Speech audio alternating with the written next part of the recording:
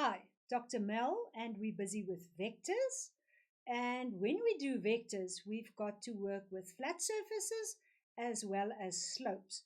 So let's have a look at the forces when we're working with a slope.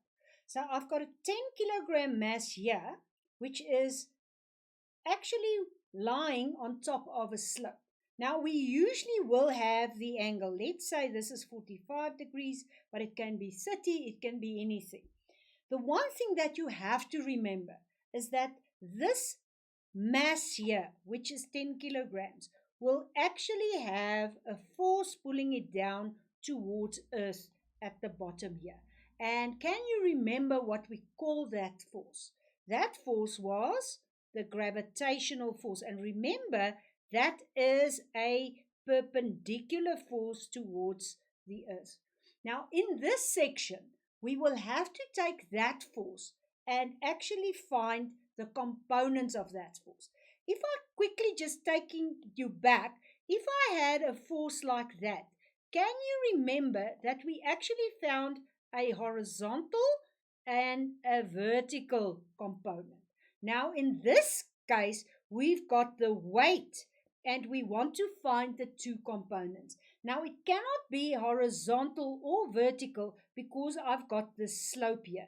And we are now going to find the components of the weight. Now, let me quickly draw the components on this diagram. So I've got the weight there, and I'll find this weight, which is the resultant, will be composed of two components. The one will be the parallel line there. This is parallel to what?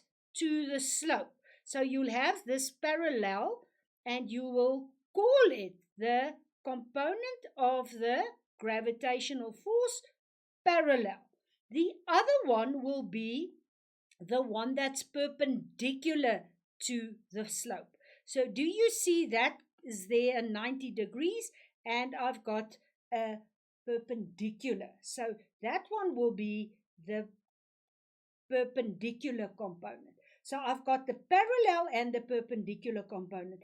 We are going to do that and find a triangle in order for us to find the components of the weight. So never ever draw all of the components plus the weight. You can either draw the weight, which is that line, and then you can draw the two components as I've got it there in dotted lines. If you want to draw it in a solid line, you can only use yellow because none of the markers in an exam will use yellow pen. So be careful. I'd rather stick to the dotted line. You can then draw those two there and remember what we called them just now. We said this one is the parallel component. Let me just do that in another color. This one here is the parallel component. And this one there is the perpendicular component. Of what? Well, obviously of the weight or the gravitation. So that one will be the perpendicular and this one will be the parallel. Now, how do I find the angles? We are going to try and get a triangle. We're going to take that line there and we're going to close this triangle here. Do you see that one? And that one are absolutely parallel. Let's just go back and say we're going to take that component, which is the perpendicular, and we're going to complete our triangle. And what I have now is a triangle here between the slope and the weight.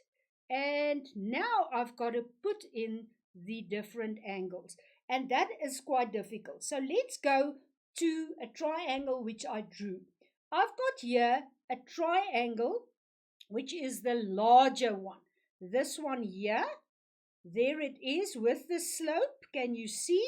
And that one there. Let's say this angle is 30 degrees. On the slope, we've got this mass lying there with the weight firstly there and the two components. And remember we said that one will be the perpendicular and this one will be the parallel. So you've got the forces there. Let's go and see how we find the angles. Let's work with the bigger one. The bigger one says, I've got here a right angle. Is that true? Yes, it's true. Remember when we were here? This was a right angle there. So we're going back there and we say that is a 90-degree angle. They also said this angle here is 30 degrees. That's the slope. That one there being 30 degrees. So I've got the 90 and the 30. And can you tell me what the other angle could be? Well, correct. If I add the 90 and the 30, I get 120. And if I deduct 120 from 180, I will actually find that that angle there will be then an angle of 60 degrees. So we've got the angles of the large triangle. Let's quickly have a look. This one is 90 degrees, this one is 30 degrees, and that one is 60 degrees. If I took the small triangle and I took it away, I actually have there the object with the weight. Now remember, the weight you have, because if I have the mass, say, let's say for instance 10 kilogram, I know the weight or this component is 10 times 9.8, which gives me a weight of 98 newtons.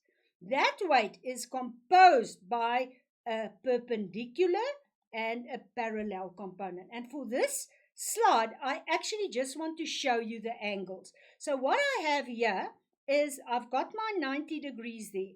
Where's the 90 degrees in this triangle? Do you see that's 90 degrees? Because this line is perpendicular to the slope. So I've got 90 degrees in this angle, triangle, and I've got 90 degrees there. I also have that angle there as 60. And if that angle there is 60, and we continue with this one here, and that is 60, I can then say, well, then that angle will also be 60. And if this angle here is 60, you will find that that angle there is 60. Now, you know you work with congruent triangles. So, the only remaining angle is the slope, which was 30 degrees. And the only remaining angle in this small triangle is 30 degrees. So what you always have is the inside angles of the small triangle. Let's go back to gravitational forces and the components. So I've got this object here. Let's keep to our 10 kilograms, which makes this force downwards as 980. No, it's just 98 newtons. Now, let us see if I can find these components. This one is the parallel and that one is the perpendicular. What do I know? I know that angle will be the same as that one. So if this is a 30-degree triangle, that one will be a 30-degree angle. Be very careful that you actually get the right angles so that you can work with trigonometry. Now, let's say this is my triangle. There I have it. There it is. And I've got that 30 degrees there. Just quickly, I have this value. It's right across the right angle. So this is the hypotenuse. This side here will be opposite to the 30. So I'll find that with sine. And this one will be adjacent to the 30. So that I'll do with cos. So always make sure that you get the triangle. Now let's find a few of the forces and see if you can identify. I've got that there. I always draw that first. I know if it's a 10 kilogram, I've got 98 newtons drawing down. That weight will slide down. It will slide down the slope and it will have components like that. And as I said to you, rather draw that with dotted lines. So I've got that one. It's a dotted line that side for the parallel, and it's a dotted line that side for the perpendicular. What do I have more than that? I also have the normal force. Remember, we did a normal in a previous lesson.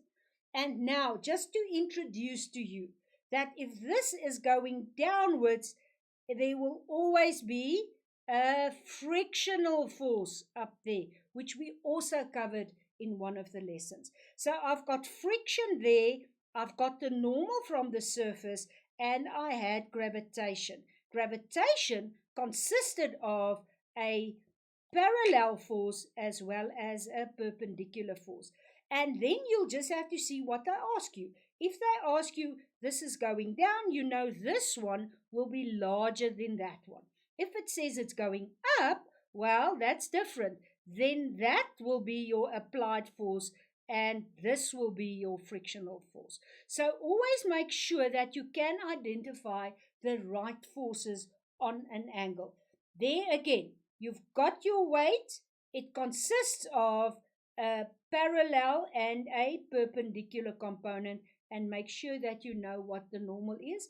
And in this diagram, we also have the frictional force. Just to conclude again, I have to know that I've got all the forces if I'm being asked to draw a diagram.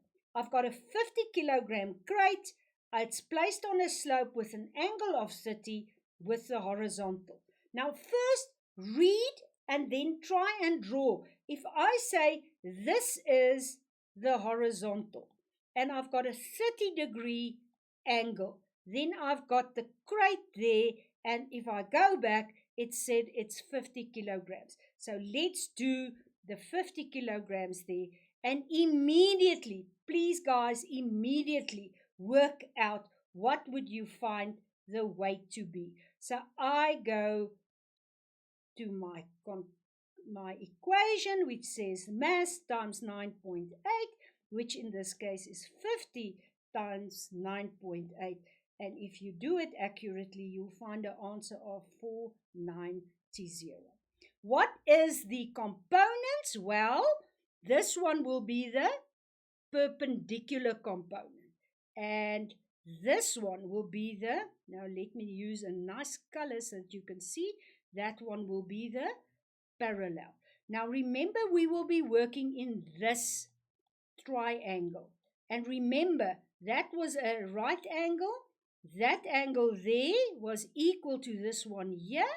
Do you remember? It was that one there. So it was equal to this one. So the 30 here is the one that you are going to use, and you're going to complete that top angle there as 30. So I've got a triangle looking like this. I've got 30 degrees there. I know this downward force is 490, and I can now calculate the opposite of the 30. And the opposite over the hypotenuse is sine of 30 degrees. Now quickly do that calculation and see if you find the 245 newtons that I got. This one, on the other hand, is the adjacent to the 30 degrees, and that is the parallel force, which is the adjacent over the hypotenuse, which is the cos of 30 degrees. Let's go back to our question. The box does not slide down. It is standing still. Calculate the magnitude and direction of the frictional force. Now, if we go back, if this is the side where the parallel is going down, and we calculated that just now as 245. So I calculated that component as 245 Newton. And if this is lying still, then obviously the force upward would be exactly the same as the force downward. And what will keep it there? Well, the friction. So my answer will be, my frictional force will be exactly the same as that. So the frictional force, which I abbreviate like that, is 245 newtons, and the direction will be up the slope, or you can just indicate it with an arrow on your diagram. I hope you understood where we got the angles from. But remember, that angle there at the top will always be the same as the angle of the slope. find your gravitational force, take that to work out the two components, and remember to put your normal in there as well, which will also help to do the frictional calculations. But that we'll do in another lesson. Important slopes. You will be asked to do slopes. Differentiate between gravitational force and the 9.8. Calculate the gravitational force and the normal, and from the gravitational force, find your parallel and your perpendicular components. You will be asked this in grade 11 as well as in grade 12, so make sure that you can do these calculations. Hope you understood. Bye.